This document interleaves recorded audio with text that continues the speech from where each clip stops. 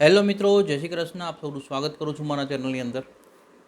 Ultimately અત્યારે જે બી આ કેનેડાનું અત્યારે લાસ્ટ વીકથી એક આપણે જાણીએ છીએ એ પ્રમાણે જે બી વન ટાઈપ ઓફ હડકંપ મચાઈ ગયો છે, જેની અંદર સ્ટુડન્ટો પ્રોટેસ્ટ પર ઊભા થયા.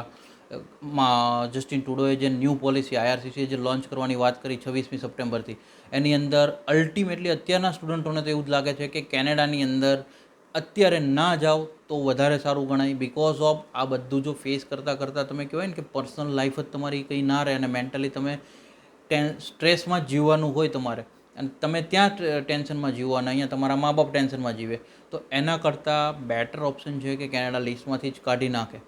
આવી જો સ્થિતિ જે સર્જાણી, પ્લસ આની પછી એક ન્યૂ ઓપ્શન આવ્યો જેની અંદર માર્ક મિલરે જે રિલીઝ કર્યું એ પ્રમાણે કે જે લોકોનું બી સ્ટેટસ વિઝિટર હશે એ વિઝિટર ટુ વર્ક પરમિટ હવે કન્વર્ટ નહીં કરે, અને એ લોકોએ એમની સમય જ્યારે પૂરો થશે ત્યારે એ સ્ટેટસ પૂરું થાય એટલે એમની હોમ કન્ટ્રી રિટર્ન જવું પડશે.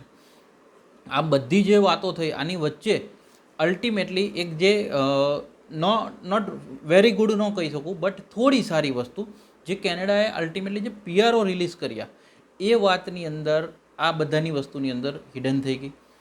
આજે હું તમને એ ડિટેલ શેર કરીશ કે જ્યાં આગળ જે કેનેડાએ લેટેસ્ટ PRO બી રિલીઝ કર્યા છે અલ્ટિમેટલી. હવે એની અંદર આજે આપણે ડિસ્કસ કરીએ. આગળ વધતા પહેલાં જો ચેનલ પર નવા છો તો સબસ્ક્રાઈબ કરી દેજો અને નોટિફિકેશન ઓન કરી દેજો. લાસ્ટમાં મેક્સિમમ સુધી લોકો સુધી શેર કરવાનું ના ભૂલતા, અને તમારો ઓપિનિયન કોમેન્ટમાં ખાસ શેર કરજો. હવે આપણે મેઇન ટોપિક પર જઈએ કે કેનેડાના જે લેટેસ્ટલી જે જુલાઈની અંદર સૌથી હાઈએસ્ટ રેન્ક PR એ લોકોએ આપ્યા અલ્ટિમેટલી. ત્યારબાદ ઓગસ્ટની જ્યારે વાતો આવી ત્યારે 13 તારીખ સુધી તો આઈ થિંક કોઈ ડ્રો નહોતો. પછી 1, 2, 3 એવી રીતના ડ્રો થયા. ત્યારબાદ ફરી PR હોલ્ડ પર હતા, અને ત્યારબાદ ફરી એક વખત આજે હું તમને કહું કે પ્રોવિઝનલ નોમિનેશન અને કેનેડિયન એક્સપિરિયન્સ ક્લાસવાળાને ફરી એક વખત ફોકસ કરવામાં આવ્યા છે, જેની અંદર પ્રોવિઝનલ નોમિનેશન જે પ્રોગ્રામ છે એમના 1121 લોકોને સિલેક્ટ કરવામાં આવ્યા છે.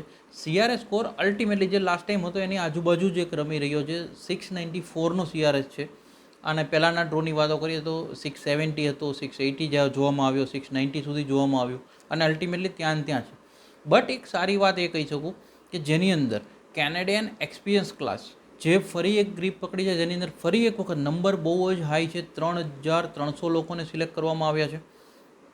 3300 લોકોને CRS સ્કોર જોજો જે કન્ટિન્યુઅસલી નીચે આવી રહ્યો છે. 522થી 515 આવ્યો, 515થી 510 ગયો, 510થી 509, અને ફરી 2 પોઈન્ટ ડાઉન થયા છે, 507 પર આવ્યો છે. આની અંદરથી એક પોઝિટિવ પોઈન્ટ લેવાની જો વાત કરીએ તો એક જ વસ્તુ લઈ શકાય કે જેની પાસે બી જે કેનેડિયન એક્સપિરિયન્સ, કેનેડાની ધરતીનો એક્સપિરિયન્સ છે અથવા ત્યાંનો જોબ લેટર છે એની પાસે, તો CEC ક્લાસની ફાઇલ પુટ ઓન કરી શકાય. બિકોઝ ઉપરથી જેટલી ફાઇલો ધીરે ધીરે ક્લિયર થાય, મેં તમને ઘણા વિડીયોમાં બી વાત કરેલી છે કે 2 કે 2.5-3 વર્ષ સુધી આ સિલેક્શનો નહોતા થયા, એટલે ફાઇલો બધી જે ભેગી થઈ હતી ને એમાંથી હવે ધીરે ધીરે નીચે આવી રહ્યું છે. જ્યારે આ ગ્રાફ હોય ને ત્યારે એક પોઝિટિવ પોઈન્ટ એ હોય કે અલ્ટિમેટલી સ્કોર ડાઉન એટલે આવતો હોય કે ઉપરની ફાઇલો ક્લિયર થતી જતી હોય છે. તો તમારા માટે બી જો કદાચ આની નિયર બાય એટલે કે લાસ્ટ જે સિલેક્શન આવ્યું એ 507ના સિલેક્શન પર છે, અને તમે બી જો CEC ક્લાસની ફાઇલ લગાવી રાખી છે અથવા લગાવશો ભવિષ્યમાં, તો આની અંદર તમારો CRS જો આની આજુબાજુ ક્યાંય થતો હોય, 507ની આજુબાજુ 500 છે, 490 છે, તો તમારા માટે બી એક પોઝિટિવ વસ્તુ છે કે તમે CEC ક્લાસની ફાઇલનો જે છે એ તમારી આશા રાખી શકો એમ છો. અચ્છા, હવે જનરલી એવું હોય છે, ઘણામાં એવું બી કોમેન્ટ કરશે કે સર આ બધાની વચ્ચે ક્યાં તમે આ PRની વાત કરો છો. તો હું તમને ખાસ વસ્તુ કહું, જે છે એ ઇન્ફોર્મેશન મારે કામ છે કે હું તમારા સુધી પહોંચતી કરું, બરાબર છે. હા, એક છે કે જ્યારે નેગેટિવ વસ્તુ આવી તો ઓબ્વિયસ છે કે આપણે એનું ડિસ્કશન કર્યું. આજે પોઝિટિવ વસ્તુ છે તો એનું ડિસ્કશન બી આપણે કરવું જરૂરી છે. એટલા માટે મેં તમારી સુધી આ માહિતી પહોંચતી કરી છે.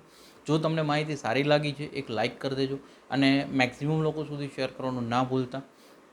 અને આ સાથે જ હું તમને કહું, આ બધી જે સિચ્યુએશન ચાલે છે એની સાથે હું તમને દર વખતે કહું રીતના લાઈફ ખાલી કેનેડાનું PR લેવાથી નથી બનતી, એટલે એવું બધું હેડેક મગજમાં લઈને ના ફરતા.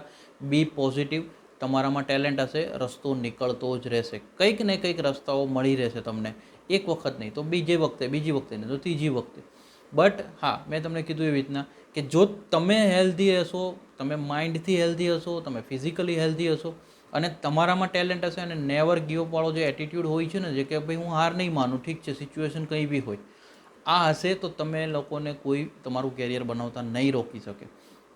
જો માહિતી સારી લાગી છે મેક્સિમમ લોકો શેર કરી દેજો અને એક લાઇક કરવાનું ના ભૂલતા. Spread education, support education. Thank you so much. જય હિન્દ, જય ભારત.